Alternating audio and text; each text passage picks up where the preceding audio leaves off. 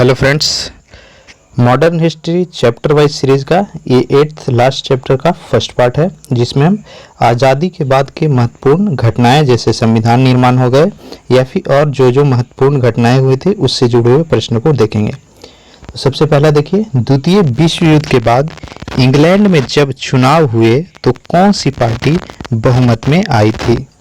Answer हो जाएगा option A, labour party. Next देखिए, भारत में सत्ता हस्तांतरण करने की शर्तों पर कैबिनेट मिशन भारत कब आया था? यह आया था मार्च 1946 में। देखिए यहाँ पे मंथ पूछ दिया है, जनरली पूछता है ईयर, लेकिन यहाँ पे मंथ भी पूछा गया है, याद रख लीजिए, मार्च 1946। नेक्स्ट है, संविधान सभा निर्माण के लिए प्रथम बैठक कब आयोजित हुई थी? काफी इंपॉर्टेंट क्वेश्चन है, इजी है लेकिन हमेशा रिपीट होता है। आंसर हो जाएगा 9 दिसंबर 1946 को। ठीक है, 9 दिसंबर 1946 को। चौथा देखिए, उपयुक्त सभा की अध्यक्षता किसने की? यहाँ पे काफी ट्रिकी क्वेश्चन है। अस्थायी अध्यक्ष कौन थे? सच्चिदानंद सिन्हा। तो प्रथम बैठक की अध्यक्षता कौन करेंगे? सच्चिदानंद सिन्हा। तो ऑप्शन बी सही होगा। नेक्स्ट है, संविधान निर्माण के लिए संविधान सभा की कितनी बैठकें हुई थी? संविधान निर्माण के समय कुल जो बैठक हुई थी वह 165 था।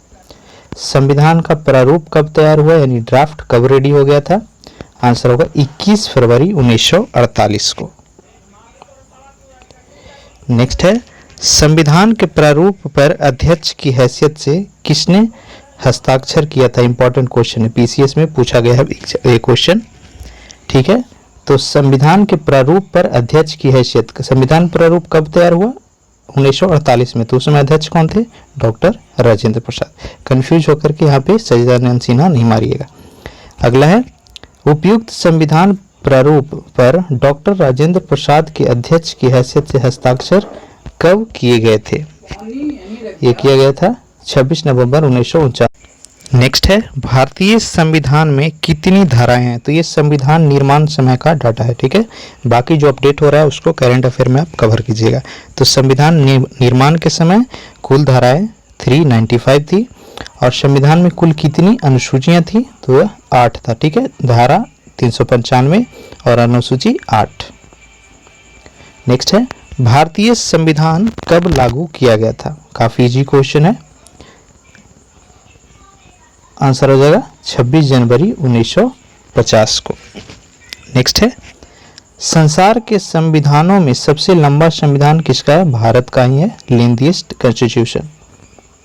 नेक्स्ट है, भारत के अलावा किस राष्ट्र को छोड़कर उनके संविधानों में राज्य के नीति निर्देशक सिद्धांतों का वर्णन नहीं है?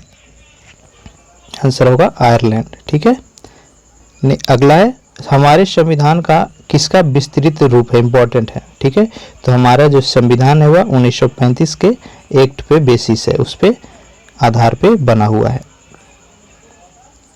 हमारा नया संविधान 1935 के भारतीय अधिनियम के समान ही न केवल एक संविधान है अपितु एक विस्तृत कानून की संहिता है।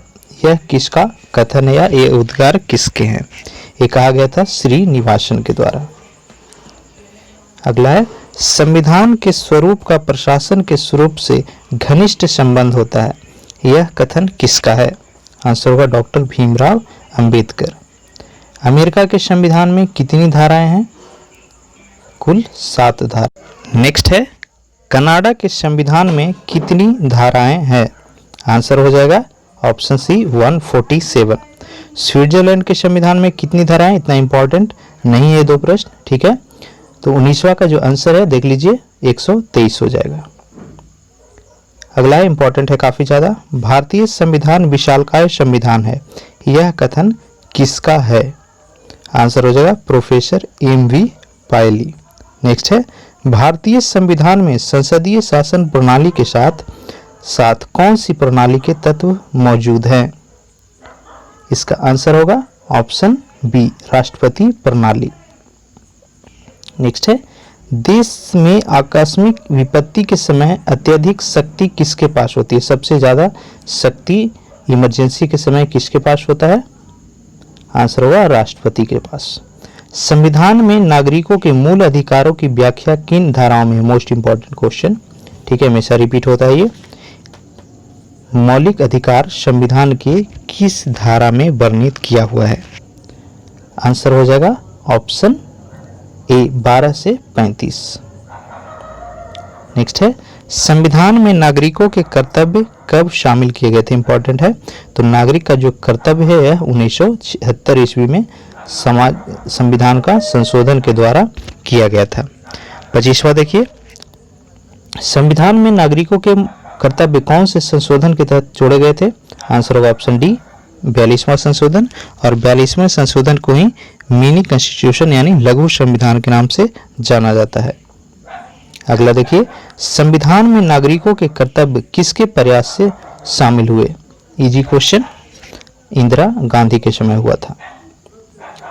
नेक्स्ट है, संविधान में नीति निर्देशक तत्वों की व्याख्या किस भाग में की गई? इंपॉर्टेंट है, ठीक है। संविधान के नीति निर्देशक तत्वों की व्याख्या जो है वह किया गया है चतुर्थ में। नेक्स्ट है, संविधान एक चेक के समान है जिसका भुगतान बैंक की सुविधा पर आधारित है। यह कथन किसका है? आंसर हो जाएगा option A professor K.T.. Shah. Next है, संविधान का व्याख्या एवं संरक्षण किसे माना जाता है? इंपॉर्टेंट है। संविधान का व्याख्याता और संरक्षण जो है वह न्यायपालिका को माना जाता है, supreme court. Option B.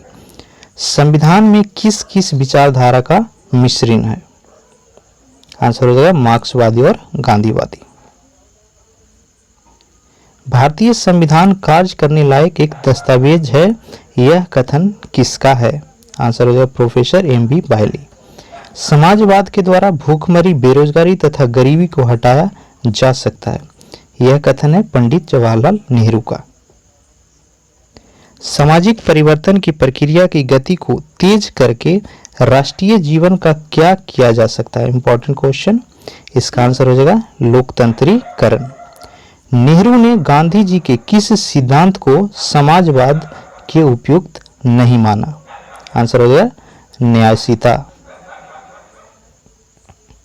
Nehru के मन मस्तिष्क पर किस यात्रा के समय समाजवाद का प्रभाव पड़ा? इंपॉर्टेंट क्वेश्चन, नेहरू का जो माइंड है वह समाजवाद की तरफ किस यात्रा के समय झुका? आंसर हो जाएगा ऑप्शन ए रूस की यात्रा के समय। रूस की यात्रा उन्होंने कब किया था? 1926-27 में। नेक्स्ट है, कराची के कांग्रेस अधिवेशन में प्रमुख उद्योगों के राष्ट्रीयकरण का प्रस्ताव किसके प्रयास से पास हुआ था? नेहरू के। भारत में समाजवाद की स्थापना के लिए लोकतंत्र आवश्यक है, यह कथन किसका है? नेहरू। नेहरू जी उत्पादन में वृद्धि करने के पक्षधर थे, जिसके लिए उन्होंने किस नीति का सहारा लिया? ठीक है, जो हमारा देश का उत्पादन अभी काफी ज्यादा है उसके लिए राष्ट्रीयकरण नीति की गई थी उनके द्वारा। Option B. भारत के उद्योगपति पैसे बनाने में माहिर है, यह कथन था नेहरू का। सर्वाधिकारवादी राज्य के अंतर्गत समाजवाद की स्थापना होती है, ठीक है, यह मध्यम गति से, तीव्र गति से, मंद गति से, या इनमें से कोई नहीं। आंसर हो जाएगा तीव्र गति से, ऑप्शन बी। हमारे भौतिक संपदा के साथ साथ मानव की रचनात्मक शक्ति को बढ़ाता है, ये उद्गार किसके हैं? ये भी हो जाएगा जवाहरलाल नेहरू का। गुट निरपेक्षता की नीति को सर्वप्रथम व्यवहारिक रूप से किस राष्ट्र ने प्रदान किया? ठीक है, गुट निरपेक्षता की नीति को सर्वप्रथम व्यवहारिक स्वरूप किस राष्ट्र ने प्रदान किया था? इसका आंसर हो जाएगा ऑप्शन बी भारत। 44वां देखिए, गुट निरपेक्ष प्रथम शिखर सम्मेलन में कितने राष्ट्रों ने भाग लिया? इसका आंसर होगा 25 राष्ट्र। तृतीय शिखर सम्मेलन में भाग लेने वाले राष्ट्रों की संख्या 76 थी, 76। तृतीय शिखर सम्मेलन में कितने राष्ट्रों ने अपनी उपस्थिति दर्ज कराई, यानी प्रेजेंस था? 85।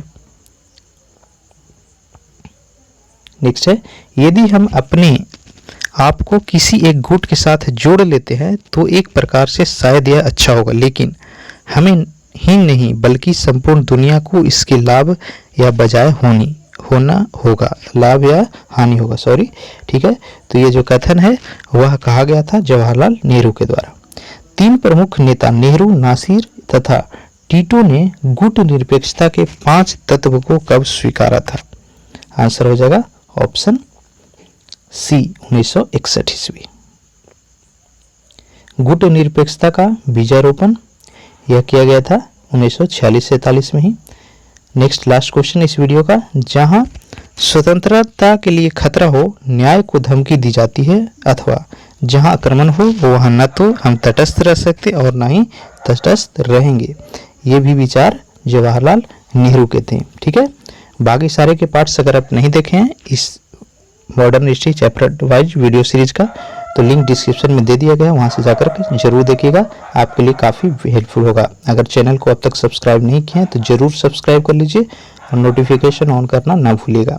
साथ ही सारे चैप्टर वाइज वीडियो के पीडीएफ्स के लिए आप हमारा टेलीग्राम चैनल है शिक्षा सेंटर, उसको ज्वाइन कीजिए और फेसबुक ग्रुप का लिंक डिस्क्रिप्शन में दे दिया गया है, वहां से जाकर के जरूर जुड़िए। लास्ट में आपसे रिक्वेस्ट है वीडियो को लाइक कर लीजिएगा और अपने दोस्तों के साथ शेयर जरूर कीजिए। Thank you.